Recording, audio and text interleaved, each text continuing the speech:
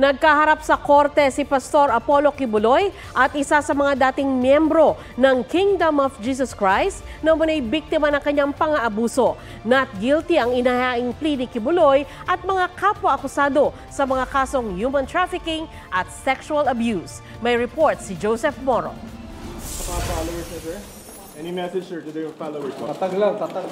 Yan ang mensahe ni Pastor Apollo Kibuloy sa kanyang mga taga-suporta nang dumating sa Pasig City Regional Trial Court Branch 159. Naghain ng not guilty plea si Kibuloy at 4 na kapwa-akusado para sa kasong qualified human trafficking. Nakaharap ng mga akusado ang isa sa mga complainant na si Amanda, hindi niya tunay na pangalan. Sobrang saya po kasi hindi ko po inaakala na sa haba-haba ng panahon na nagvo-voice out ako, lumabas na po talaga at nag-arraign.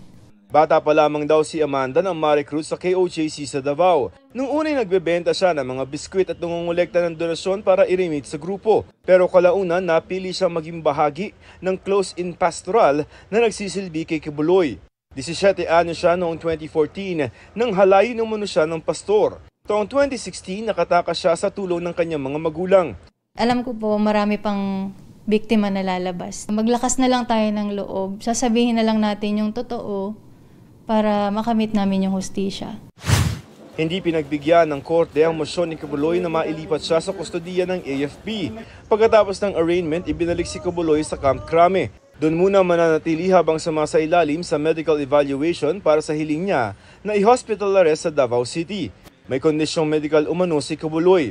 We cannot take hook, line, and sinker yung sinasabi nila na merong lingering illness or existing medical condition si Pastor Kibuloy. Kaya nga ang order ni Judge ay dapat siyang tignan ng isang government doctor po.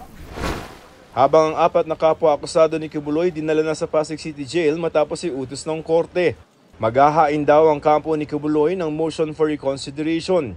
Walang social media, walang TV, kahit music man lang na religious songs, bawal. So, tapos yan lang mag-isa, at least may kausap man lang. Naghain din ng not guilty plea si Kibuloy sa isa pang kaso. Dito sa Quezon City Regional Trial Court Branch 106 na harap sa kasong child abuse at sexual abuse si Pastor Apollo Kibuloy dahil umano sa persang pakikipagtalik niya sa biktima na menor de edad pa noon na nirecruit din ng grupo. Online na naging arraignment sa kasong orihinal na isinampa sa Davao pero ipinalipat dito sa Metro Manila. Sa Oktubre ang susunod na pagdinig sa mga kaso. Joseph Morong nagbabalita para sa GMA Integrated News. Kinaltasan umano ng isang barangay liaison ang ayuda ng isang residente sa AKAP program ng DSWD sa Davao City. Nahulikam ang pakikipagtalo ng residente sa babaeng nangongolekta ng 2,000 piso mula sa 5,000 pisong ayuda. Napilitan daw ibigay ng beneficiary ang pera. Sinusubukang pangkunan ng pahayag ang babae, pero itinanggi ng barangay na may koneksyon sa kanila ang umano'y nagkaltas sa ayuda. Pero kinumpirma nilang tauhan nila ang babae. Ayon sa DSWD, nakatanggap na sila ng 2 reklamong tulad dito at iniimbestigahan na nila ang insidente. Paalala nila, walang karapatan ng ibang tao na bawasan ang ayudang ibinibigay nila sa kanilang mga benepisyaryo. Lumantad sa NBI ang umunay body double ni Alice Go na si alias Kat. Natatakot daw siya sa kanyang seguridad kaya nagpunta na sa NBI. Hinihinalang si alias Kat ang nakuhanan sa Zambales para umano iligaw ang mga humahabol sa dating alkalde. Naging staff ni Go si Kat sa loob ng 7 taon. Nakatakda siyang humarap sa Senado sa Martes. Samantala, mula Tarlac ay inilipat sa korte sa Valenzuela ang 2 kaso ng graft laban kay Go. Alinsunod ito sa RA 10660 at sa Office of the Court Administrator Circular No. 10/2024 na ang kaso na isang government official ay hindi dapat litisin sa judicial region kung saan siya nag-o-opisina. Sabi ng DOJ, ang pinakamalapit na judicial region sa Capas ay ang Valenzuela.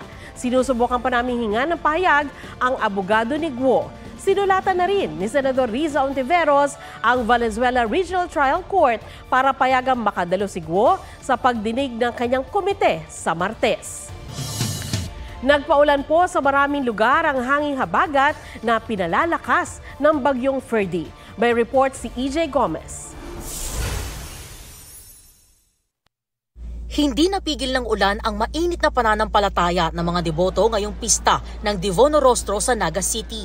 Aabot sa 1 milyon ang nakiisa sa traslasyon, pati sa prosesyon para sa paglipat ng imahe ng Our Lady of Peña Francia. Siyempre, tiwala kami kay Ina. Panapan kay Ina.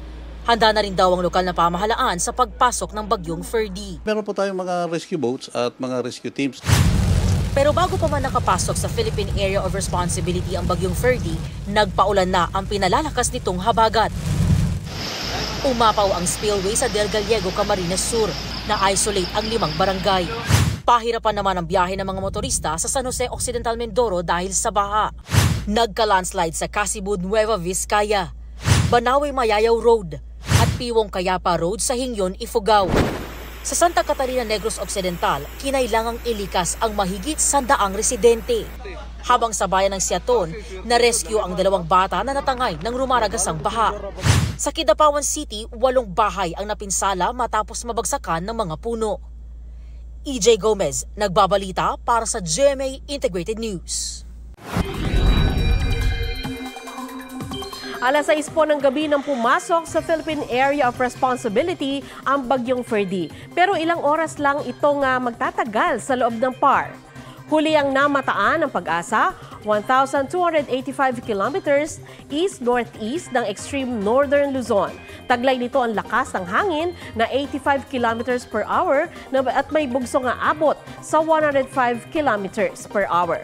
Patuloy itong kumikilos sa northwestward sa bilis na 35 kilometers per hour at posibleng lumabas na ng PAR ngayong gabi at mamayang madaling araw. Sa kabila nito, asahan pa rin ang pag-ulan sa Luzon dahil sa trough o extension ng bagyong Ferdy. Habagat naman ang posibleng magpaulan sa natitirang bahagi ng bansa.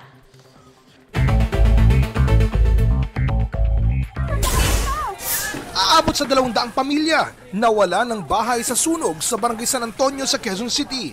Ang gulong arson kabilang sa tinitignan ng BFP. Arrest order na isinilbi ng House of Representatives Sergeant-at-Arms sa law office ni dating presidential spokesperson Attorney Harry Roque, hindi raw tinanggap ng kanyang staff. Kaugnayan sa muling pagkontempt kay Roque ng Kamara dahil sa hindi niya pagsipot sa pagdinig at pagsumiti ng mga hinihinging dokumento ng komite. Wala raw sa law office at hindi daw mahanap si Roque ayon kay House of Representatives Secretary General Reginald Velasco. Ilang residente sa bayan ng La Castellana, Negros Occidental, lumikas na dahil sa takot na magkalahar flow mula sa Bulkang Canlaon. Oscar Oida, nagbabalita para sa GMA Integrated News. Nasalpok ng tren na iyan ang isang truck na may kargang military tank sa isang railroad crossing sa South Carolina sa Amerika. Ayon sa local media, nabalahaw sa riles ang tangke at saktong dumaan ang tren. Wala namang nasaktan. Iniimbestigahan na ng mga otoridad ang insidente. Huwag magpahuli sa mga balitang dapat ninyong malaman. Mag-subscribe sa GMA Integrated News sa YouTube. Sa mga kapuso abroad, subaybayan nyo kami sa GMA Pinoy TV at sa www.gmanews.tv.